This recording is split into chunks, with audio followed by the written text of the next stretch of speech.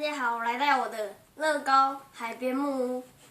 我这个是用简简单单的积木拼成的小木屋。现在介绍这只鸟，拔起来给你看。随便简简单单做的鸟，插在这上面，屋顶上面，当做装饰。再来就是这边卖东西的怎么讲嘞？不知道。这还可以打开，然后门打开，来近一点给你看。门打开，这边有那个就像假装投钱的，像那个爱心瓷器会的。然后这边有路灯，有灯。好，再来看里面，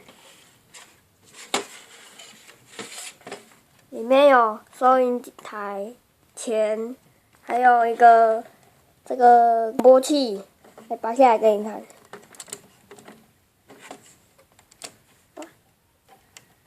哦，来，看到吗？